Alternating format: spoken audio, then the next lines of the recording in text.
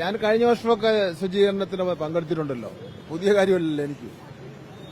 പുതിയൊരു കാര്യമായിട്ട് നിങ്ങൾ കാണുമ്പോൾ തോന്നുന്ന കാര്യം മാത്രമേ ഉള്ളൂ. കോർപ്പറേഷനോടൊപ്പമുള്ള ശുചീകരണം തന്നെയാണിത്. തീർച്ചയായിട്ടും ഇവിടെ കോർപ്പറേഷൻ കൌൺസിലർമാരുണ്ട്, ഇവിടെ മുൻ മേയറുണ്ട്, മുൻ കോർപ്പറേഷൻ സ്റ്റാൻഡിംഗ് കമ്മിറ്റി ചെയർമാനുണ്ട്.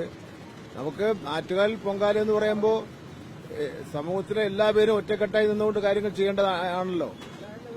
അത് കോർപ്പറേഷനൊരു ചില ഉത്തരവാദിത്തങ്ങളുണ്ട്, അത് കോർപ്പറേഷൻ നിർവഹിക്കുന്നു, അവർ നമ്മളെ സഹായിക്കുന്നു. ഗവൺമെന്റ് പരിപൂർണമായിട്ടുള്ള ആറ്റുകാൽ പൊങ്കാല വിജയിപ്പിക്കുന്നതിന് വേണ്ടിയുള്ള ഉത്തരവാദിത്തം ഏറ്റെടുത്തുകൊണ്ട് കുറ്റമറ്റതായി ഒരു പരാതിയുമില്ലാതെ ഈ നിമിഷം വരെ ഒരു പരാതിയില്ലാതെ തീർത്തു കഴിഞ്ഞു.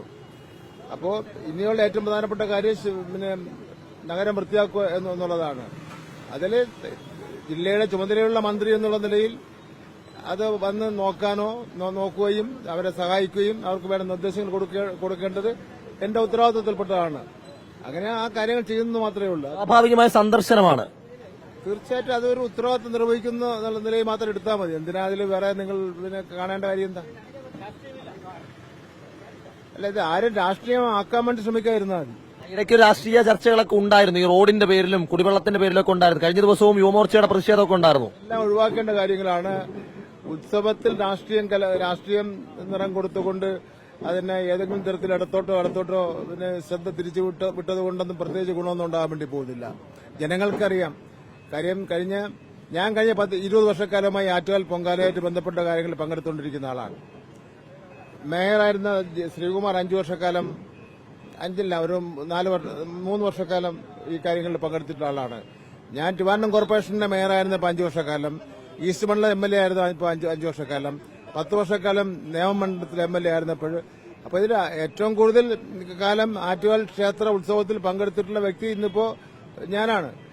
അപ്പൊ അതുകൊണ്ട് എനിക്ക് ആറ്റുകാൽ ക്ഷേത്ര ഉത്സവം നടത്തിപ്പുമായിട്ട് ബന്ധപ്പെട്ടുള്ള സീനിയോറിറ്റി ലിസ്റ്റിൽ ഞാനാണ് അടക്കുന്നത് ഒന്നാമത്. അപ്പൊ അതിന്റെ ഭാഗമായിട്ട് കണ്ടാൽ മതി.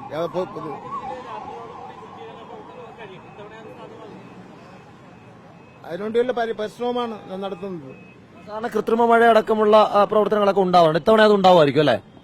ഏത് മഴയായിരുന്നാലും, കൃത്രിമ മഴയാണോ സാധാരണ മഴയായിരുന്നാലും വൃത്തിയായെന്നുള്ള കാര്യം മാത്രം നോക്കിയാൽ മതി. അപ്പൊ ഈ കല്ലുകളുടെ കാര്യത്തിലൊക്കെ നേരത്തെ ഒരു പ്രഖ്യാപനമൊക്കെ ഉണ്ടായിരുന്നു. കല്ല് നമ്മുടെ പാവപ്പെട്ട സാധാരണക്കാരെ ജനങ്ങൾക്ക് പ്രയോജനം ചെയ്യുന്ന രൂപത്തിൽ കാര്യങ്ങൾ എന്താണ് ചെയ്യേണ്ട ആ കാര്യം ചെയ്യേണ്ടതായിട്ടുണ്ട്.